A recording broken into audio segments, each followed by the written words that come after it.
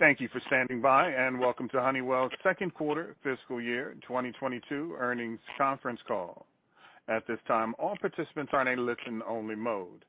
After the speaker presentation, there will be a question-and-answer session. To ask a question during the session, you will need to press star 11 on your telephone. I would now like to hand the call over to Sean Meakim. Please go ahead. Thank you, Latif. Good morning, and welcome to Honeywell's second quarter 2022 earnings conference call.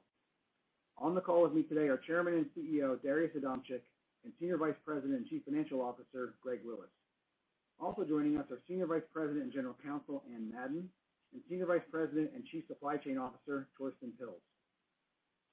This call and webcast, including any non-GAAP reconciliations, are available on our website at www.honeywell.com/investor. Honeywell also uses our website as a means of disclosing information which may be of interest or material to our investors and for complying with disclosure obligations under Regulation FD. Accordingly, investors should monitor our investor relations website in addition to following our press releases, SEC filings, public conference calls, webcasts, and social media. Note that elements of this presentation contain forward-looking statements which are based on our best view of the world and of our businesses as we see them today.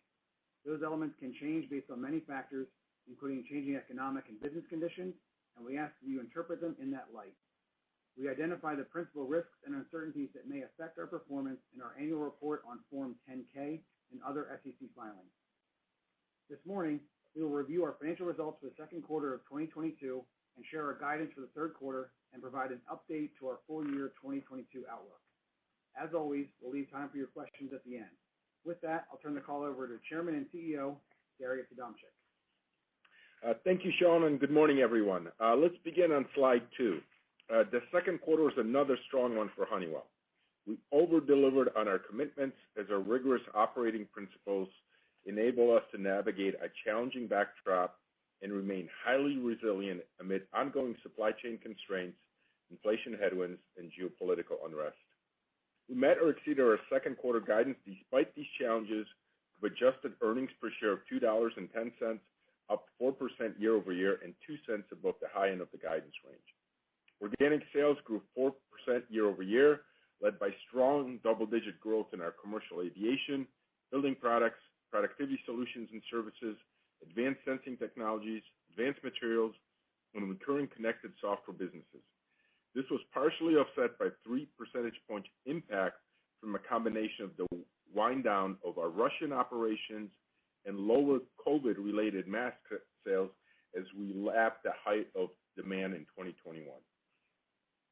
We expanded segment margin by 50 basis points year over year to 20.9%, meaning the high end of the guidance range as commercial excellence enabled us to remain ahead of the inflation curve.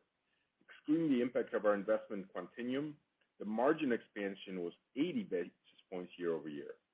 Orders and backlog strength continued in the second quarter, led by Aero, HBT, and PMT as our end markets continue to recover, giving us confidence in our demand outlook for the back half of the year. Orders were up 12% year over year, and closing backlog was $29.5 billion, while also up 12% year over year. In terms of capital, we deployed $2.3 billion to share repurchases, dividends, and capital expenditures. We leveraged the strength of our balance sheet to opportunistically purchase 7.5 million shares throughout the quarter, reducing our average share count to 685 million shares and continuing to execute on our commitment to buy back $4 billion in shares in 2022. As always, we continue to execute our rigorous and proven value creation framework, which drives outstanding shareholder value. I am proud of Honeywell's ability to rise to the challenge to deliver strong results amid such a fluid operating environment. Now let's turn to slide 3 to discuss recent senior leadership changes.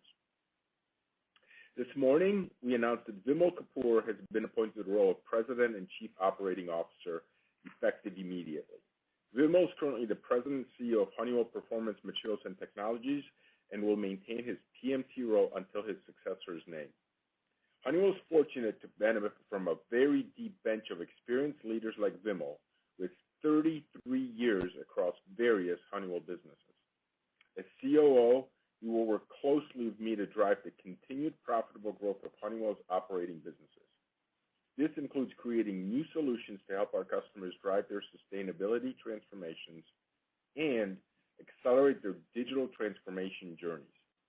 Vimal will also oversee the continued integration of Honeywell's operating system, which we call Honeywell Accelerator. Vimal is uniquely qualified for this role, having proven his operational capabilities across many different industries, business models, regions, and business cycles. This appointment provides me additional bandwidth to focus on strategy, business development, customer engagement, and people development. Now, many of you will recall that I served as COO once upon a time as well. This announcement today is not a repeat of that playbook. While I won't be chairman and CEO indefinitely, I have no definitive plans to retire and will continue to lead Honeywell. Vimal's appointment is going to allow me additional flexibility to focus on our overarching objectives. In addition, effective earlier this month, we expanded both Sheila Jordan's and Suresh Ventricola's role and welcomed them to the executive leadership team as Honeywell officers reporting to me to ensure we continue to advance our enterprise transformation. Sheila expanded her role to include all digital transformation efforts, becoming Senior Vice President, Chief Digital Technology Officer. Sheila joined Honeywell in January 2020 and has proven significant value working to modernize our IT infrastructure, applications, digital capabilities, and talent. Suresh took an expanded role, becoming Senior Vice President, Chief Technology and Innovation Officer. Suresh has been with Honeywell almost 30 years and has held a series of engineering and IT leadership positions, including CTO of Honeywell and SPS. Suresh is responsible for new product development and introduction processes, including development for breakthrough technologies. I'd like to congratulate Vimal, Sheila, and Suresh on their new roles, and I look forward to working closely with them as they enter the next phase of Honeywell's transformation. Next, let me turn to slide 4 to discuss other exciting recent announcements. In the second quarter, we continued to build on our reputation as one of the premier providers of cutting-edge technologies that can deliver more sustainable solutions. We announced yesterday that Archer Aviation selected Honeywell to provide flight control actuation and thermal management technologies for the urban air mobility aircraft. Archer's production aircraft will operate in dense urban environments, making critical precision from the aircraft's flight controls and actuators a must for civilian safety. Honeywell's actuators can accept hundreds of micro adjustments and commands per second from fly-by-wire computers, enabling precise navigation, which will enhance safety and accommodate the unique elements of Archer's electric vertical takeoff and landing aircraft. Honeywell has a wide variety of ready-now solutions that will create a more sustainable future for the aviation sector. It's a great example of that. In addition, last month we announced a partnership with EnLink Midstream to deliver carbon capture solutions to industrial-scale CO2 emitters along the Louisiana Gulf Coast. Our carbon capture and hydrogen purification technologies, combined with EnLink's planned CO2 pipeline transportation network, provides a cost-efficient solution for customers looking to reduce the environmental impact of their operations. Lastly, we discussed in our Q2 leadership webcast on sustainable building technologies. We released a new carbon and energy management software focused on the energy optimization and carbon reduction of commercial buildings. Commercial buildings currently account for almost a third of global energy consumption and 37% of global energy-related CO2 emissions. Building owners recognize that this issue needs to be addressed, and thousands of companies have voluntarily pledged to meet sustainability targets. Honeywell's new software offering enables building owners to track and optimize energy performance down to a device or asset level. Our carbon and energy management software leverages Honeywell's Forge artificial intelligence and machine learning algorithms to autonomously identify and implement energy conservation measures. This makes it possible for building owners to reduce the environmental impact of their building, while at the same time improving the well-being of their occupants. As you can see, we are leveraging our expertise and culture of innovation to enable a more sustainable future. Now let me turn it over to Greg on slide 5 to discuss our second quarter results in more detail and to provide an update on our 2022 outlook. Thank you, Darius, and good morning, everyone. As Darius highlighted, we delivered second quarter results which met or exceeded the high end of our guidance while navigating persistent macroeconomic uncertainties. Second quarter sales grew by 4% organically or 7%, excluding the impact of lower COVID-related mask volumes and the wind down of our operations in Russia. While demand trends remain strong, supply chain constraints continue to weigh on volume growth, predominantly in Aero, HBT, and SPS, causing our past due backlog to increase sequentially by more than $100 million in the quarter. However, we once again demonstrated our operational agility by staying ahead of the inflation curve through strategic pricing actions, enabling us to expand margins and beat the high end of our adjusted EPS guidance. Aerospace sales for the second quarter were up 5% organically compared to the second quarter of 21, as we continue to face a challenged overall aerospace supply chain. The ongoing recovery in commercial flight hours led to approximately 20% year-over-year sales growth in both air transport aftermarket and business and general aviation aftermarket sales. Business and general aviation original equipment returned to growth in the quarter, growing double digits, while air transport original equipment continued a strong 2022, growing over 25% year over year. Growth from our commercial aerospace business was partially offset by defense and space sales, which were down 11% year over year, though up sequentially from Q1 in both U.S. and international markets. Aerospace segment margins expanded 80 basis points in the second quarter to 26.5%. In building technologies, sales were up 14% organically, led by commercial actions and strength in both building products and building solutions. Demand remained strong with orders up double digits for the second consecutive quarter, led by building projects, building management systems, and our security products. Backlog grew double digits year over year in the second quarter, giving us continued confidence in our 2022 outlook. Our healthy buildings portfolio remains robust with over $100 million of orders in the quarter. Segment margins expanded 110 basis points to 23.5%. In performance materials and technologies, sales grew 10% organically in the quarter, despite an approximately 3% headwind from Russia. Advanced materials continues to stand out with 21% organic sales growth in the quarter as a result of commercial excellence and greater volumes in specialty additives and electronic materials. Process solutions grew 7% organically on increased demand for thermal solutions and life cycle solutions and services. Sparta Systems grew over 40% and was earnings accretive for the second consecutive quarter. Process solutions orders grew more than 15%, including double-digit growth in our projects business, showing continued momentum. UOP sales decreased 1% in the quarter, including a 7-point headwind to year-over-year growth from lost Russia sales. We continue to see strength in our higher margin catalyst business, which grew more than 20% and helped to offset lower equipment volume due to timing of larger projects. PMT segment margin expanded 150 basis points to 22.3% in the quarter.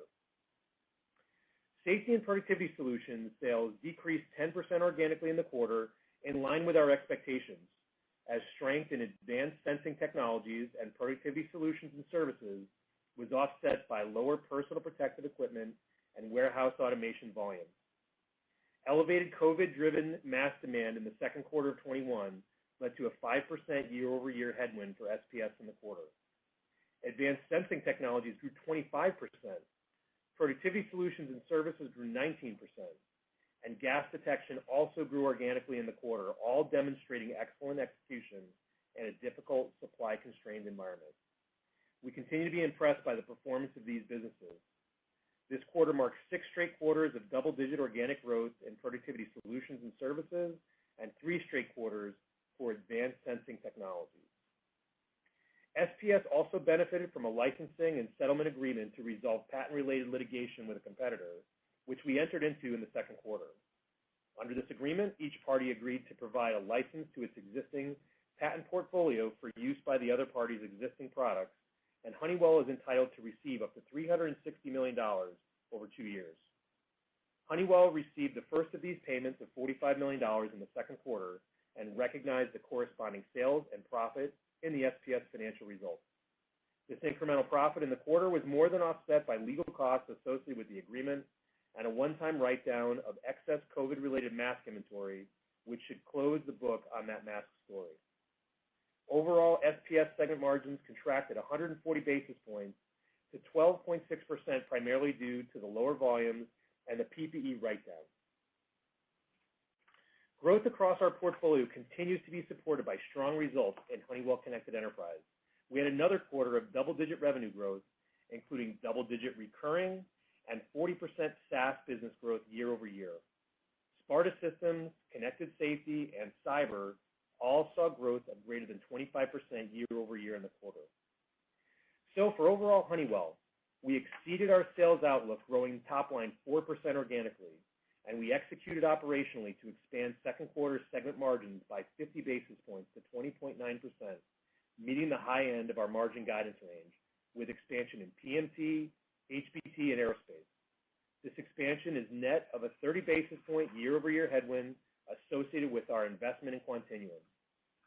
On EPS, we delivered second quarter GAAP earnings per share of $1.84 and adjusted earnings per share of $2.10, which was up 8 cents year over year, despite a 4-cent headwind from foreign exchange. A bridge for adjusted earnings per share from 2Q21 to 2Q22 can be found in the appendix of this presentation. Segment profit was an 8-cent tailwind, driven by strong commercial execution.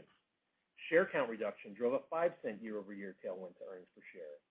We saw a 4-cent headwind from below-the-line items, primarily due to the lower pension income.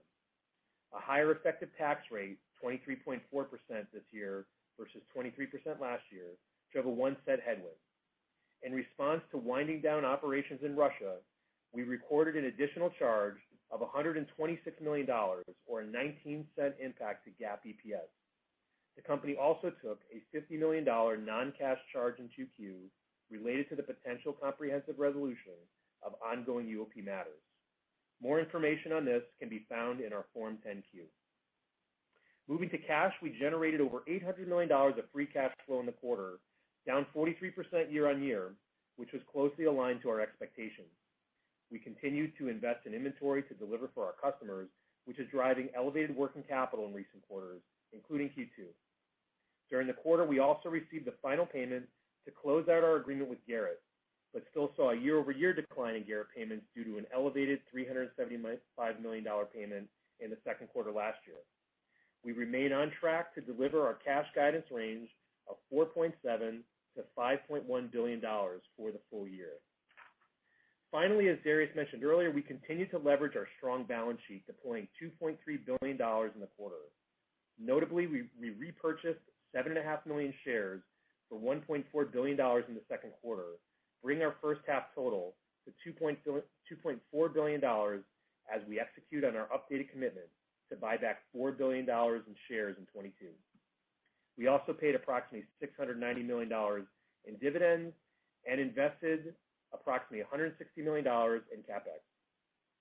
So overall, another strong quarter in which we delivered results at or above our expectations, executed well through challenging economic conditions, and accelerated our capital deployment. Now let's turn to slide 6 to talk about our third quarter and full year guidance. While the environment continues to be volatile, our demand profile remains resilient. Our 2Q orders and our closing backlog of $29.5 billion both grew 12% year over year, positioning us well for the quarters to come. Supply chain constraints, particularly related to semiconductors, improved slightly in the second quarter, and we expect modest sequential benefits to continue throughout the back half of the year, enabling us to unlock greater volumes.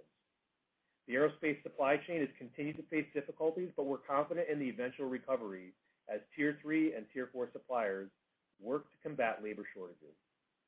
Once again, this quarter and throughout the rest of the year, we are staying ahead of the inflation curve with our strategic pricing actions. As a result of rising interest rates and the strengthening of the U.S. dollar, we are experiencing higher foreign currency impacts than we had in our prior guidance, impacting sales and EPS though we are overcoming that operationally.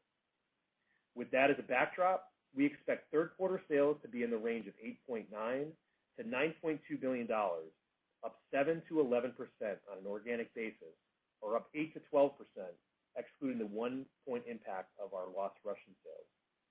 We now expect full year sales of $35.5 billion to $36.1 billion, which represents a decrease of $300 million on the high end from our prior guidance, incorporating higher foreign currency impact. However, we are raising the low end of our organic growth range, now at 5 to 7%, increasing the midpoint versus our prior guidance and narrowing the overall range. That represents organic growth of 7 to 9%, excluding a 1-point impact of lower COVID-related mask demand and a 1-point impact of lost Russian sales. The difference between our reported and our organic sales growth guidance is 2 points, driven entirely by foreign currency translation. We expect our disciplined commercial actions will contribute approximately 8% to our sales growth in 2022, which is higher than we anticipated last quarter, as we remain vigilant in addressing price-cost dynamics given elevated inflation. Now let's take a moment to walk through the third quarter and full year expectations by segment. An update on our 2022 end market outlook can be found in the appendix of this presentation. In aerospace, we see ongoing flight hour improvement leading to another quarter of robust growth in our aftermarket business, led by air transport aftermarket. In original equipment, build rates continue to ramp, driving growth in both air transport and business and general aviation. Defense and space grew sequentially in the second quarter, and we expect this trend to continue into the second half. We anticipate the business will return to year-over-year growth in the second half as comps ease, but it will be down slightly for the full year. As I mentioned earlier, the overall aerospace supply chain remains challenged and is partially offsetting strong end market demand. While our supplier decommit rate improved sequentially in the second quarter, the pace of improvement is slower than the higher end of our expectations. As a result, we now expect aerospace sales for the year to be up mid-single digits compared to 2021, lower than our previous outlook of high single digits.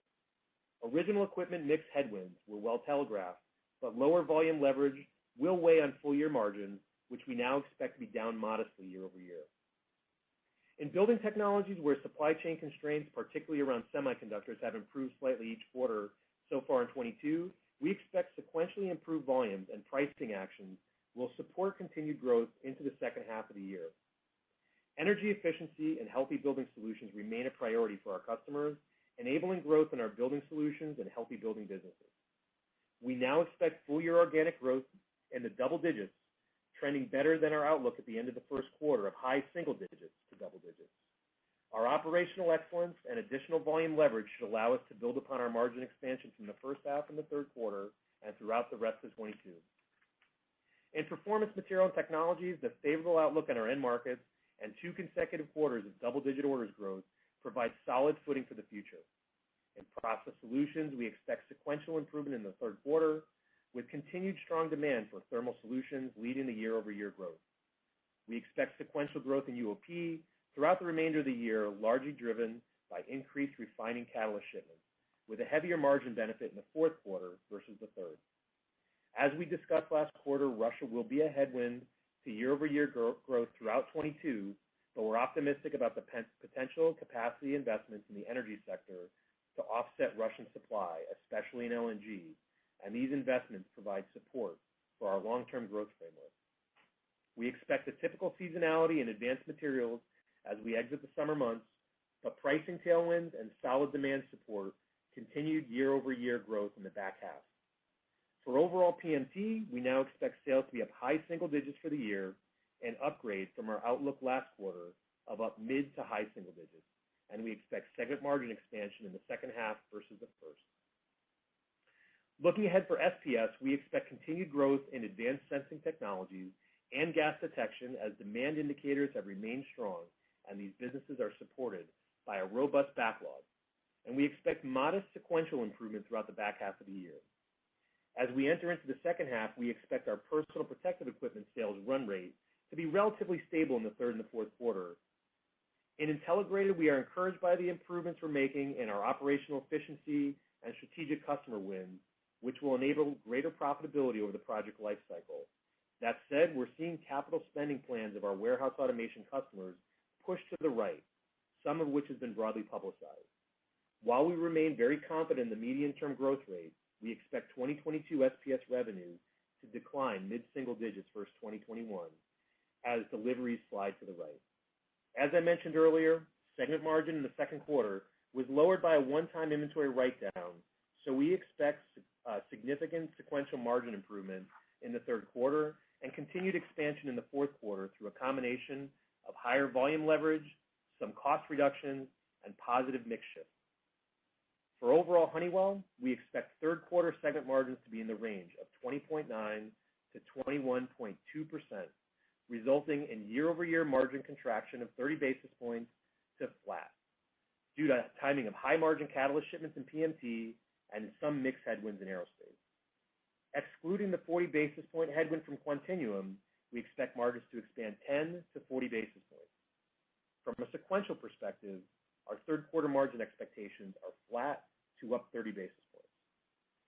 Turning to our other core guided metrics, third quarter net below-the-line impact, which is the difference between segment profit and income before tax, is expected to be in the range of negative $20 to positive $30 million, with a range of repositioning between $50 and $90 million in the quarter as we continue to fund attractive restructuring projects. We expect the third quarter effective tax rate to be approximately 24% and the average share count to be approximately 679 million shares.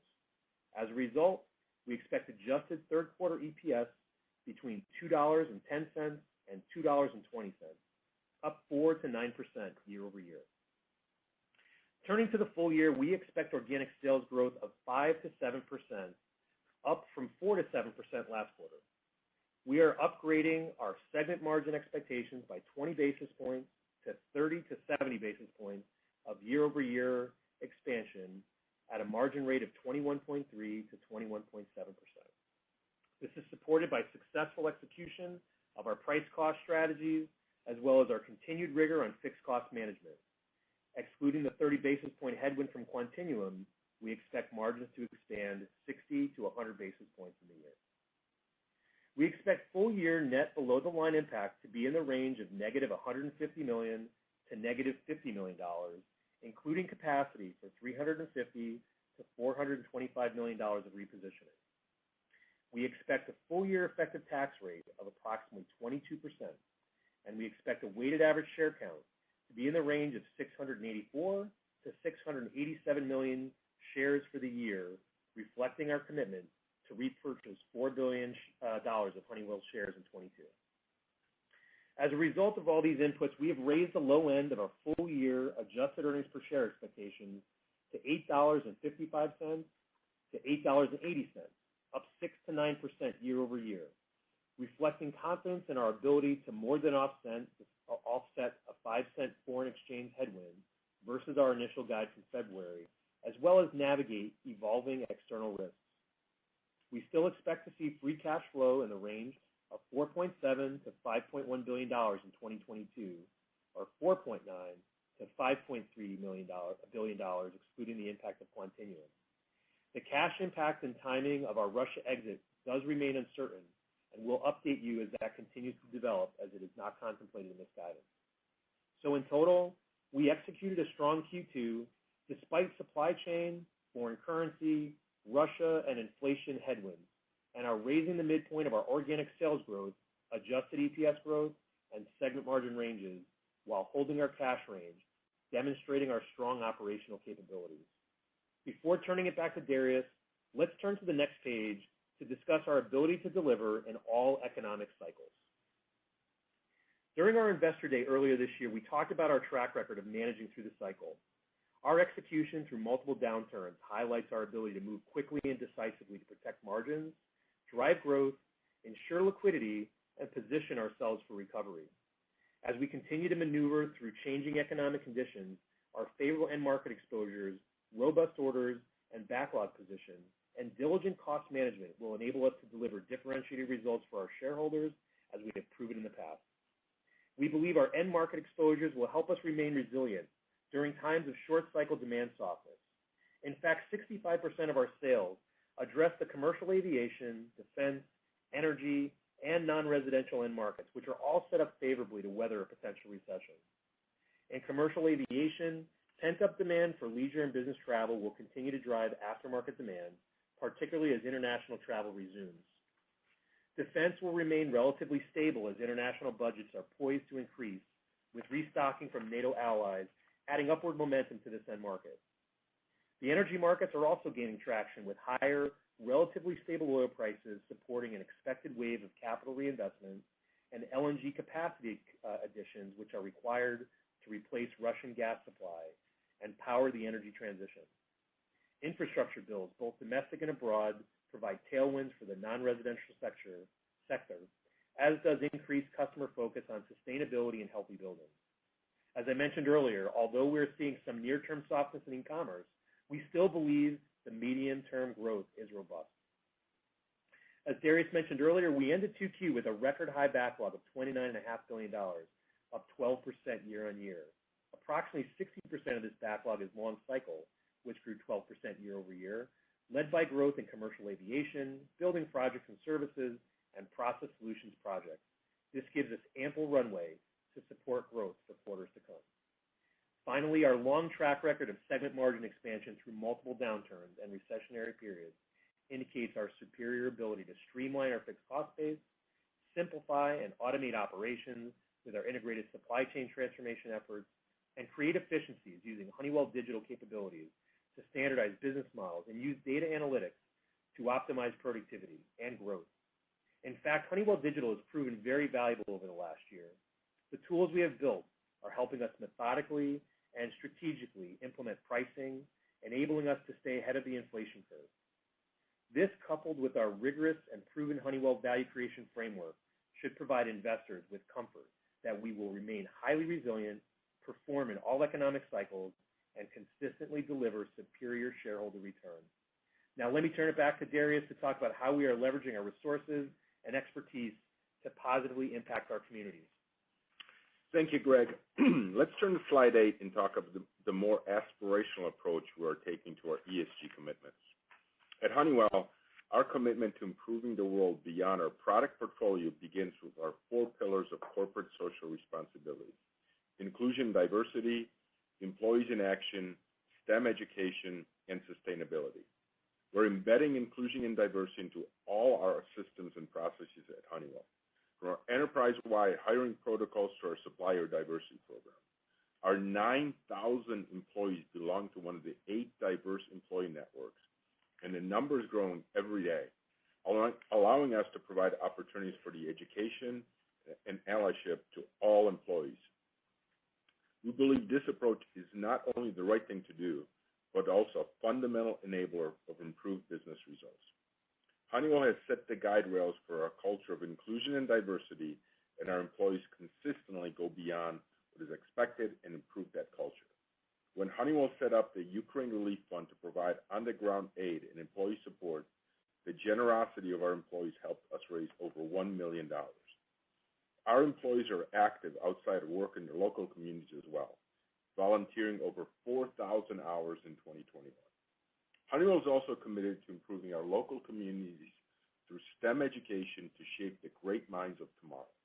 We're focusing on providing unserved students access to education that will drive innovation. Some of our initiatives include education and skill development programs in high-growth regions, college scholarships for students in STEM pathways, and refurbished laptop distribution programs. Another way Honeywell improves local communities is through sustainability organizations that protect our environment and create a greener world. Through a partnership with the Swades Foundation and America Cares India Foundation, we've helped provide over 10,000 Indian homes with access to drinking water and solar electricity. These pillars allow Honeywell to use its resources to create a long-lasting positive impact in the lives of our employees and the communities they live in around the world. Now let's turn to slide 9 for some closing thoughts before we move into Q&A. We continue to execute on our value creation framework, effectively managing through ongoing external difficulties and over-delivering on our financial commitments. We remain optimistic about our future including our ability to deliver differentiated results through the cycle. We raised the midpoint of our full-year organic sales and adjusted earnings per share guidance, as well as increased our segment margin rate, fully absorbing higher than previously anticipated foreign exchange impact. I'm proud of everyone at Honeywell who's working hard to adapt and deliver in this challenging environment. While there is a heightened level of macro uncertainty at present, we continue to be confident in our ability to execute on the factors within our control. With that, Sean, let's move to Q&A. Thank you, Darius. Darius, Greg, Ann, and Torsten are now available to answer your questions. We ask that you please be mindful of others in the queue by only asking one question. Latif, please open the line for Q&A. As a reminder, to ask a question, you will need to press star 11 on your telephone. Please stand by while we compile the Q&A roster. Our first question comes from the line of Steve Tusa of J.P. Morgan. Steve Tusa, your line is open. Hey, guys. Good morning. Morning, Steve. Good morning. Just on the defense business, what are you hearing there, and what are you expecting for the second half and into next year? Yeah, well, as you saw, the business was still down in Q2. But if you look at, if you combine the long cycle and the long cycle bookings for the first half, it's actually been up year over year. So, things are looking better. Obviously, as we look at the Ukraine situation and the focus of a lot of our NATO allies, we do anticipate some positive tailwinds in the next, 6 to 12 months. So, similar to what some of the other tier companies, particularly in defense, reported, we do expect that to be a tailwind as we head into 2023 and beyond. Well, obviously, it's been a headwind so far for us this year. And then what's just a follow-up? What's going on at UOP? I mean, I would have expected maybe a little bit more growth there. Yeah, well, UOP was, if you think about one business that got hit disproportionately hard by Russia, it was UOP. I mean, it was a substantial headwind. I think it was 6. We're down 1 in UOP, and it's 7 points of that is Russia, so it's +6. Yeah. So that's, right. that absorbed most of the Russia hit, and actually we had some very robust bookings for Russia, which were canceled for UOP. Right. Okay. All right. Thanks, guys. Appreciate it. Thank you. Thank you. Our next question comes from the line of Julian Mitchell of Barclays. Julian Mitchell, your line is open. Hi, good morning. Maybe just wanted to try and sort of understand the firm-wide sort of sales and margin construct. So I think sort of sequentially in Q3, you're looking at flattish sales and flattish segment margins, and then into Q4, you have a $300 or $400 million revenue uplift and a sort of 200 points segment margin uplift. So just trying to understand, is it really sort of SPS that has that very big margin hockey stick at the end of the year? And also within Aerospace, you did allude to some margin pressures, and maybe help us sort of frame the scale of those and the factors behind them. Sure.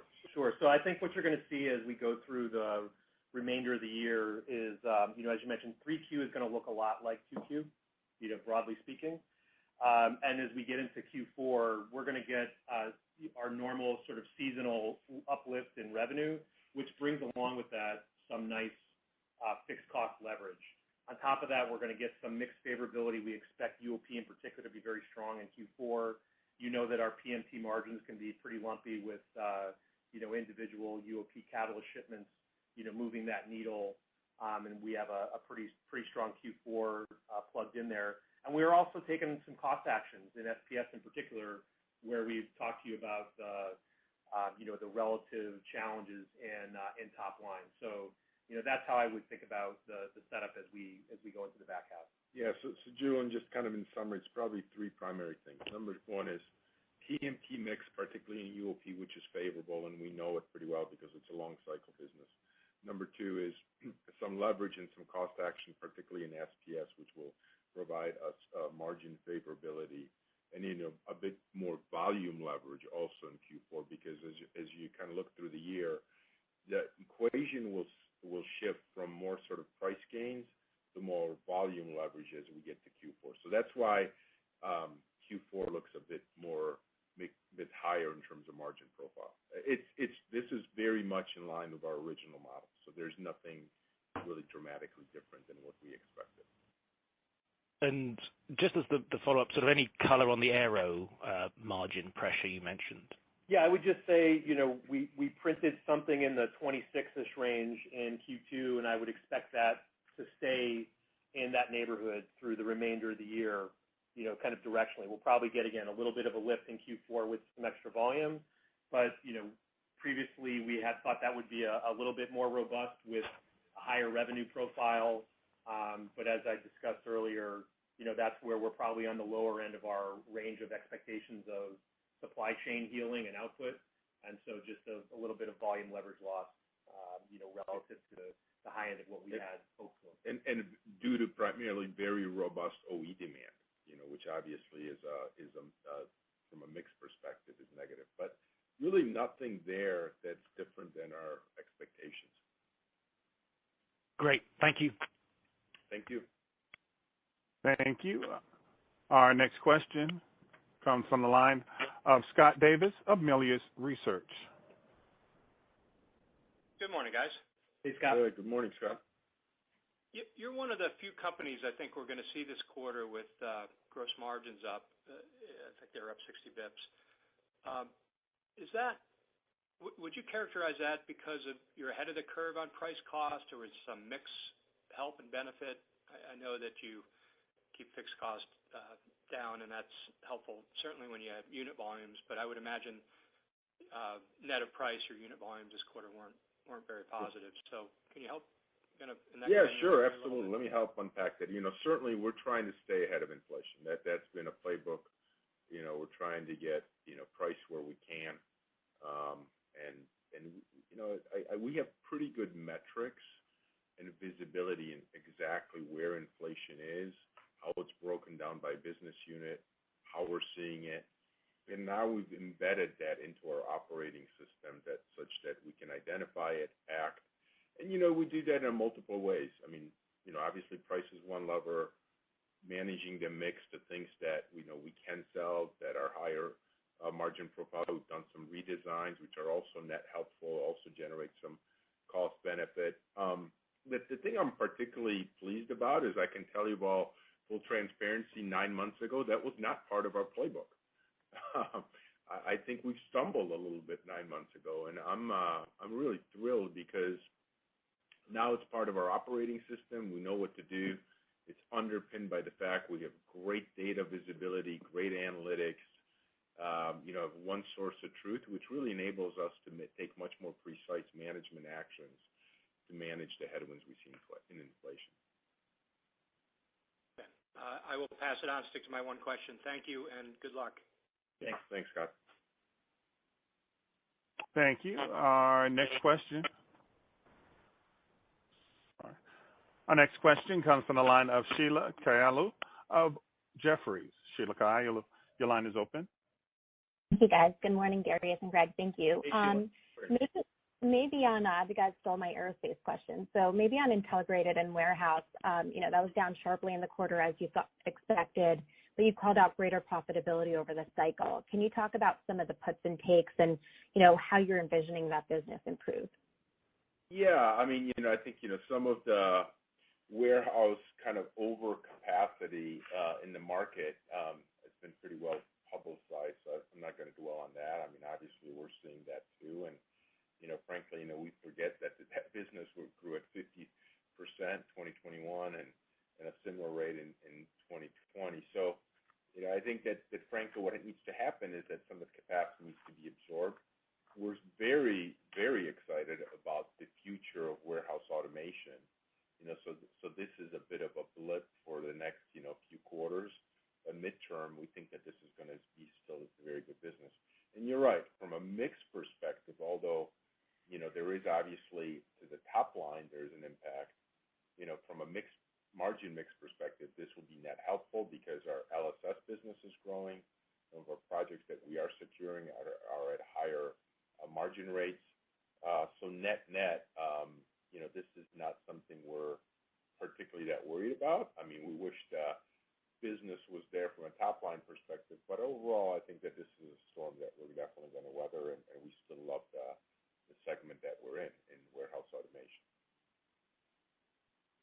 Great. Thank you very much.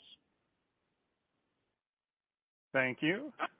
Our next question comes from the line of Andrew Obin of Bank of America.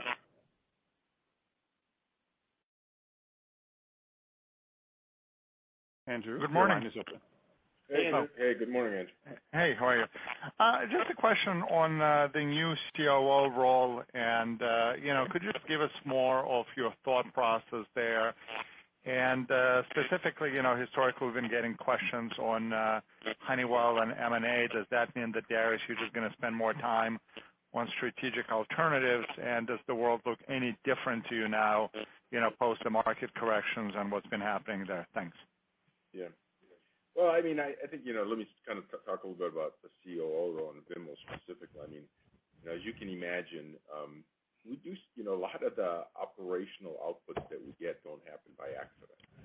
It takes a lot of hard work and attention to detail and data and so on. And I kind of found myself maybe more in the middle of that than maybe I wanted to be. Maybe that's good and bad. And frankly, some of these other aspects and M&A and BD is certainly one of those, is an area that I probably should be spending a little bit more time in.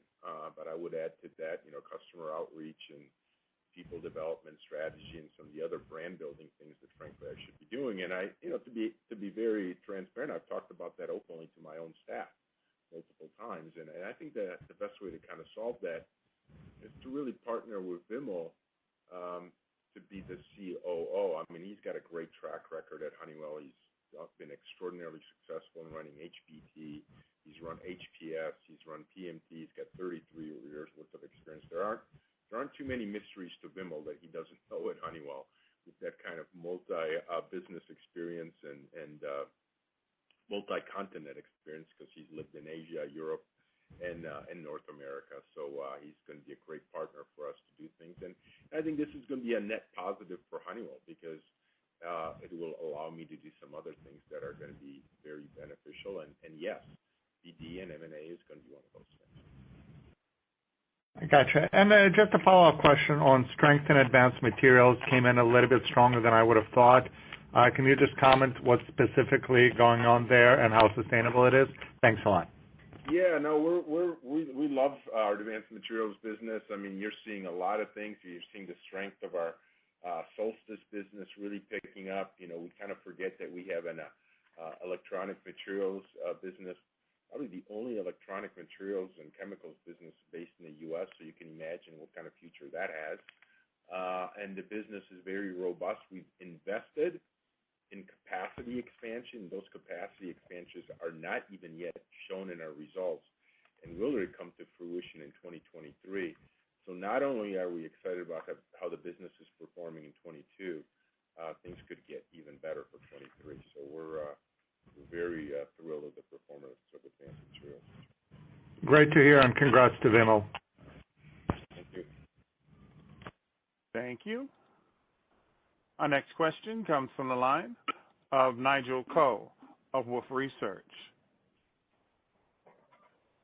And congratulations to Vimal. Actually, I was going to ask about the CEO role, but that's been asked already. But I just clarify, Darius, is Vimal going to continue to be the leader of PMT, or is that going to transition over time? But my real question is, around the consumer. And obviously, Residio and Garrett took a lot of the direct consumer exposure away from Honeywell.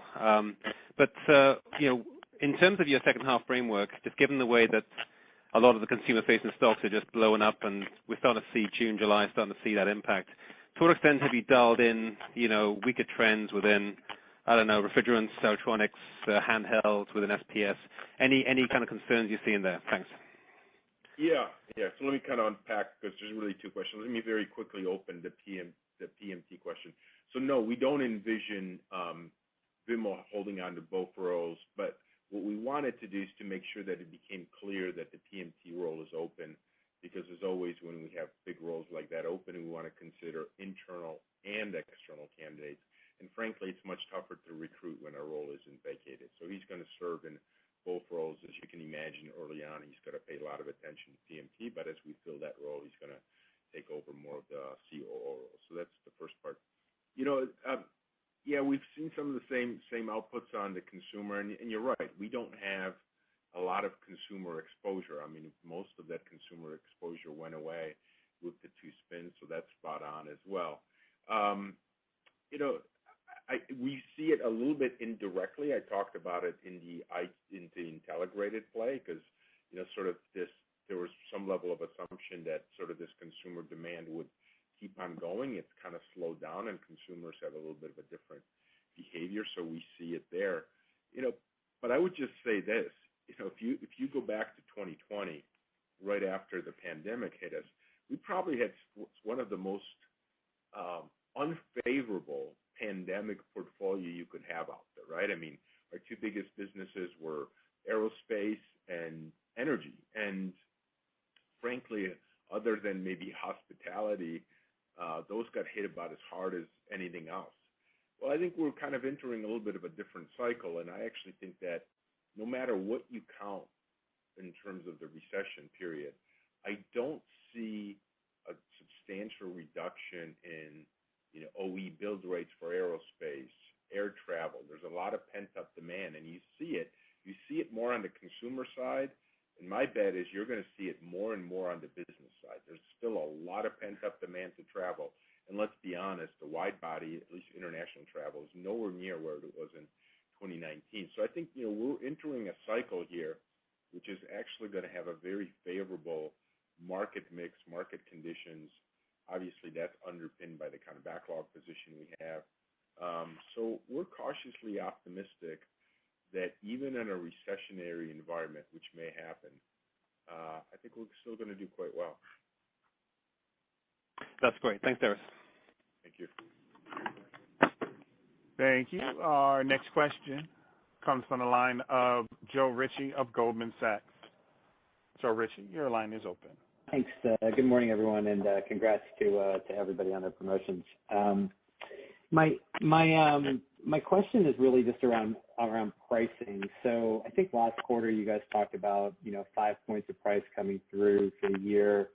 I'm curious, what's the expectation now? And then also, clearly, like you guys are building up a pretty good war chest here. Your backlog's almost $30 billion. I just want to understand how you guys are thinking about, the pricing that's in that backlog, and with commodities deflating right now, could you see a nice little boost in 2023 as you start to deliver some of that backlog? Sure. So you're right. We talked about 5% for the year a quarter ago. We now see that as being more like an 8% number for 2022. So, nice progress for the first, 2 quarters, and that kind of carrying through. Pricing our backlog has been something that's been very important to us. Obviously, that's got a lot more challenges to it than, new orders coming in. But we have been successful in doing that in certain areas of the portfolio. So, we expect to be able to retain a good bit of that pricing. I think we found that our pricing has been very sticky over time. And maybe, Greg, just answering that question on on commodities deflating, how does that impact your business at all this year? Is that more of like a 2023 event? It's like if we continue to see base metal prices, stay at current levels, which has been on a downward trajectory for the last several weeks. Yeah, I would say, when we look at it, there are some commodities that are seeing some, of that deflation, but overall, for our total portfolio of direct materials, that's sort of cherry picking, and overall we still see a net increase. Okay, great. Thanks, guys. Overall, I mean, your theory is right that as some of these commodities come down, we may have an opportunity as we get into 23 for some margin expansion. It obviously varies by commodity. Some of them are indexed, some of them are not. So, but directionally, I think your assertion is correct. Great. Thank you. Thank you. Thank you. Our next question comes from the line of Andy Kaplowitz of Citigroup. Andy Kaplowitz, your line. Good morning, guys. Morning, Andy. So Darius, you raised HBT expected growth from high single digits to double digits. Are the primary markets in HBT growing that fast, or are these share gains that HBT continues to achieve? Maybe it's just a big uptick you're seeing in high growth markets, and how are you thinking about HBT's European exposure? I think it's a little bit of both. Certainly the business is growing. I think what I'm particularly excited about is that HBT has the kind of solutions that our customers are seeking, both in terms of energy conservation, in terms of healthy buildings, healthy environments, clean air, visibility to their energy usage, visibility to their carbon emissions. All of these are solutions that we currently have in our portfolio, and there isn't a customer out there that's not interested. And that's reflected in their booking rates. Their booking rates were pretty much double digits almost across the board for every one of their businesses. So it's the right portfolio, right solutions, and the business is doing very, very well. And just there's HBT's European exposure and general European exposure. Are you seeing anything there? No, not yet. Frankly, our business in Germany, which is obviously the biggest economy, was actually up significantly in Q2. So we're not kind of seeing any signs yet of any kind of a hiccup. We're watching this as much as everybody else. We are as concerned as everybody else are on sort of the energy profile as Europe heads into the winter. But so far, so good in terms of what we saw here in Q2. Appreciate it. Thank you. Our next question comes from the line of Josh Pokrzywinski of Morgan Stanley. Josh Pokrzywinski, your line is open. Hi, good morning, guys. Hey, Josh. So just want to follow up on PMT. I guess a couple unique drivers this cycle, maybe versus what we've seen in the past. I guess, on one hand, you've had refining margins blow out to the upside here pretty quickly, and maybe some snap responses by those customers to drive spending this year. But it's still kind of a long cycle business, hard to get too much going inside of a 6 or 12 month period. Like, as much as it's good this year, are you guys pulling things forward potentially from 23? Is it still building momentum here? Like, how do you see kind of the unique aspects of this environment? You're kind of driving momentum or duration versus other cycles in that business. Yeah, so we are certainly not pulling anything from 23.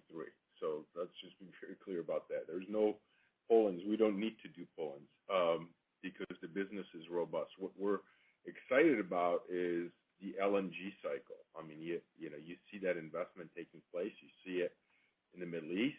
You see it in the U.S. We're participating in it. UOP's participating. We had some very robust bookings that you saw in Q2. We actually expect more robust bookings in the second half of the year, and we're very much part of that LNG cycle. Another really important data point, which is, I don't know if this is well publicized, but we are also the leading player in renewable fuels or green fuels. And the solutions there just this year, our expectation is that the bookings in that segment would be up 3x versus what they were in 2021. So we are very excited. We're kind of playing on the both ends of the barbell when it comes to the energy infrastructure, and I think this is exactly where you want to be. The world needs energy right now, and it's most likely going to come from natural gas, and there's got to be a build-out. There's got to be infrastructure build-out. There's going to be E&P that takes place to supply the world with natural gas. You see that particularly pronounced in Europe. We're playing in that. We're also playing on sustainability and renewables and renewable fuels. And, I just gave you the very specific data point on green sustainable fuels where we're, really a leader in that space. We're having more and more wins in plastics recycling. We have a pilot going on in battery storage. So just about every relevant, I talked a little bit earlier on the earnings call about a partnership in carbon capture. So just about anything you want to do in sustainability and renewable economy of the future, we also do. So we're going to benefit from both sides of this energy transition. And, you see it in the bookings right this quarter. Great caller. Thanks. Best of luck, guys. Latif, we have time for one more, please. Yes, sir. And now our final question comes from the line of Deane Dray of RBC Capital Markets. Deane Dray, your line is open. Thank you. Good morning, everyone. Hey, Dean. Good morning. Hey, just a couple cleanup questions. For Darius, good to hear that the semiconductor situation seems to be bottoming. Just some color on decommits and your expectations for the second half. Is it going to be a linear improvement? Do you expect it to be choppy?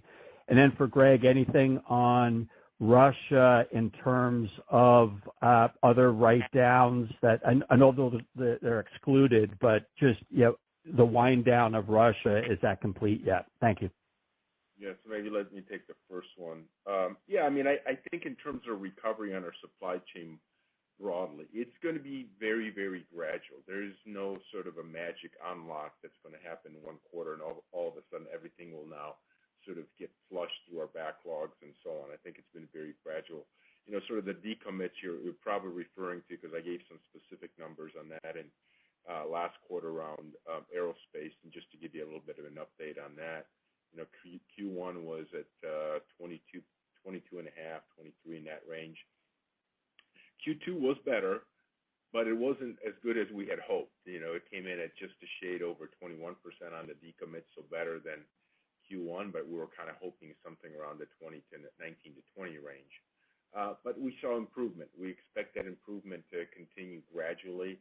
We also saw about a 3% improvement in output Q over Q. So, overall, some level of progress, but it's going to be gradual, and that's kind of what we're penciling in for the next few quarters, which is gradual level of improvement, both in the semi space as well as some of the aerospace supply chain. That's kind of what our standard case is. We hope for the better. We've deployed a small army into the supply chain, particularly in the aerospace segment, to help our suppliers get up to rate. But it's challenging because it's not, sort of just the suppliers that are kind of, let's call them tier 3 suppliers that really feed us. It's the tier 4 and even tier 5 suppliers that are struggling. And, this problem will be solved. I have no doubt it will be solved, but there's no instant gratification. Yeah, and then on the Russia side, Dean, I'd say we have taken the bulk of the write-downs associated with, our balance sheet as it relates to Russia. In the first quarter, that was really around our unbilled receivables. In the second quarter, we took down, essentially all of our PP&E and any other related assets down to essentially zero at this point.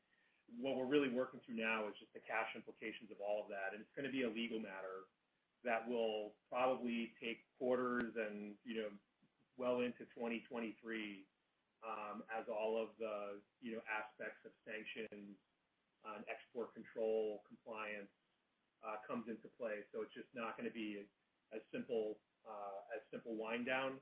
But from a write down perspective, I would say the bulk of it has happened at this point. Thank you.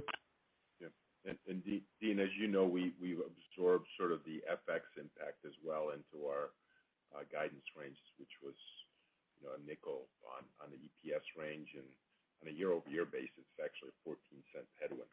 So that's helpful. Thank you. Okay.